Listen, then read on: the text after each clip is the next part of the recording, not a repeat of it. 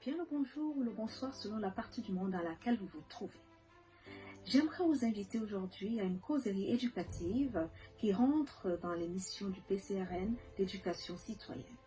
Pour ce faire, la coordination PCRN du Canada a contacté un consultant indépendant, spécialiste en mobilisation et en stratégie électorale, pour nous entretenir sur la question du militantisme. Ce dimanche 9 mai, nous avons un événement particulier. Le PCRN Coordination Diaspora recevra un expert. Il s'appelle Duncan Victor Savin. C'est un expert, un conseiller en mobilisation et stratégie électorale. Il sera avec nous. Il parlera de la question du militantisme. Je suis Ghislain Onana, président du PCRN Espagne. On remarque une certaine crise, une baisse des régimes du militantisme dans certains pays comme le Cameroun, c'est-à-dire des partis politiques qui n'arrivent plus à recruter de nouveaux membres, une société ou une population qui n'est plus apte à écouter le discours de la société civile ou de ces partis politiques. Alors, quel est le mobile d'un tel décalage? Je suis le docteur Ekoto Julien de la coordination Asie. Vous savez comme moi combien le système actuel a perverti la démocratie dans notre pays.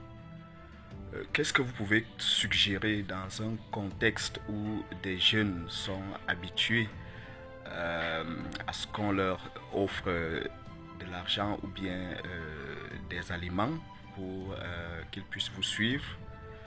Qu'est-ce que vous pouvez suggérer comme stratégie, disais-je, pour un militantisme effectif dans notre pays? Je suis Wabo Djibril, je suis le président du PCRN en Suisse. J'ai une question à poser à l'expert. Quelle est la meilleure approche? Qu'est-ce qu'il pense qu'il faudrait, comment est-ce qu'il pense qu'il faut s'y prendre pour pouvoir tirer le meilleur parti de cette équipe, de nos équipes sur le terrain? Je m'appelle Raymond Hans-Laurent Kondiok, coordinateur du PCRN en Afrique Sud. Concernant le militantisme, quelle trajectoire pour durer dans le temps? Quelle formule pour recruter en zone acquise par des adversaires? Quelle méthode rassurer son électorat au Cameroun à partir de la diaspora? Roger Mbappé Saint-Germani. Je voulais poser une question. J'aimerais savoir s'il est possible de faire la politique sans toutefois appartenir à une famille politique. Et deuxièmement, est-ce que observer